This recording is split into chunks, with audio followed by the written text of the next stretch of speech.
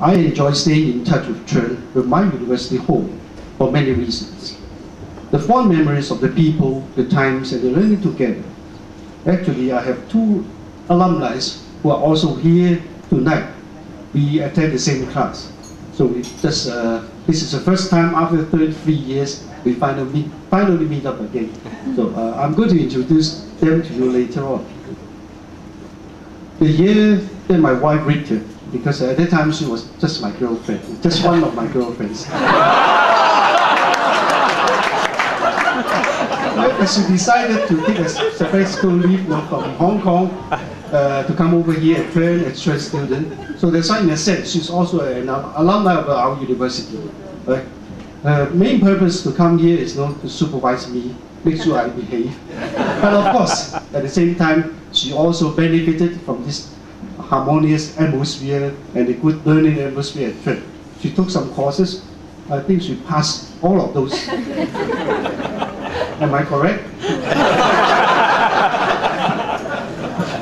The opportunity Trent gave me to share my success in ways that are meaningful and valuable to students and people in my Canadian community is also some of my fond memories of my days at Trent. And of course, I come here because I'm being part of Trent and it gives me a chance to continue learning from all of you here.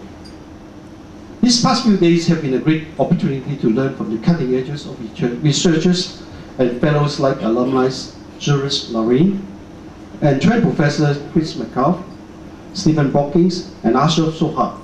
Ashraf is one of the professor or one of the people academic. Let me say, put it right, academic. I feel has the most business sense. Actually, I come across many academics all over the world, in Asia and also in Canada, in the Middle East, in Europe. You see. But Ashraf, believe me, he is an academic with the most business sense. I do admire his view. And actually, yesterday morning, I recognized he also knows a lot about the Chinese philosophy. He told me I Ching or I Ching, which talks a lot about the harmony between human and the heaven, which is very good. So actually, I learned from him. I never read I Ching before, but after talking to Professor Ashraf, I think I better go back and start reading.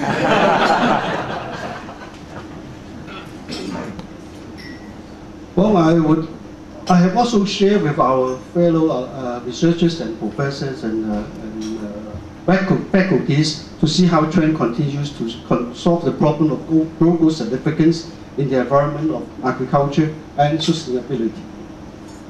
Last summer, actually, was also a very good learning opportunities where I was able to see property development through the eyes of Trent students who are also here today. Dean Howley, are you here? Oh, Dean is here. Dean joined us in Hong Kong for almost 2 months, in July and August last year, as an intern in my company. I feel sorry for Dean because Hong Kong in July and August is wet and humid, and very hot too. But Dean managed to survive. So that's why we still see him today. And he promised me, all the girls in Hong Kong, that he's going to come back. So make sure you keep the promise. And also we have another member of our alumni, Kim Sha, who is, I think he's now in Vancouver, but I think he's hardly with us, though he's not physically here, as he served an internship in our company, Chung Kong Group in Hong Kong.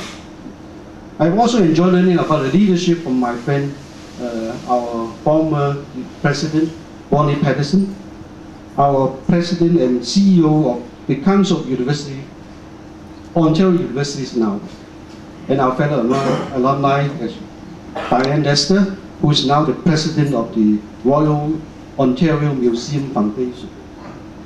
And I look forward to continue engaging the new learning enterprises with President Stephen Franklin and Provost Gary Boyd. The students I had lunch with earlier this week were a remarkable inspiration. They believe in the potential of their Trent education to allow them to become what they dream, so that our university is doing what it meant to do.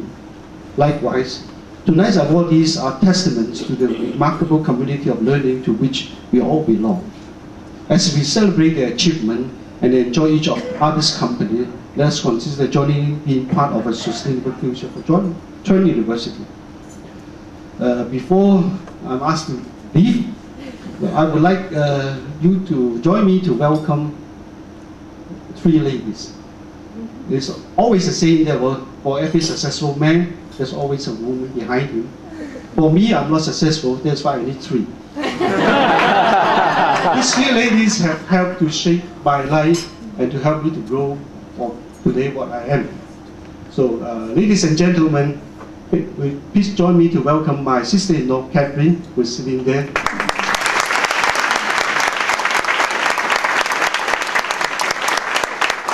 As I said, I was being a very rebellious young man in the 70s, and that's why my parents decided to send me away. And Catherine was the only one in my family who supported us to come to Canada to further my study. Thank you, Catherine. And then, of course, the other lady who is my boss now is Rita, my wife.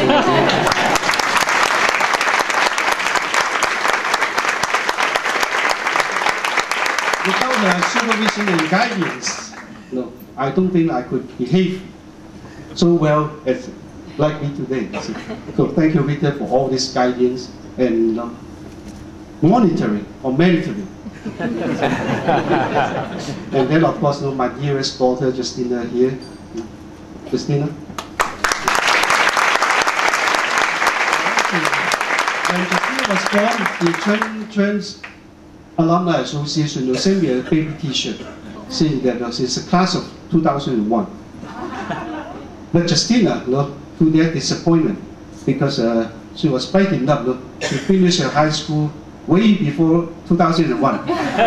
So that's why she couldn't afford to wait until 2001 to become a university student. That's why she went somewhere else. But still, with Mike Alcott's help, now she got our Trent University jacket.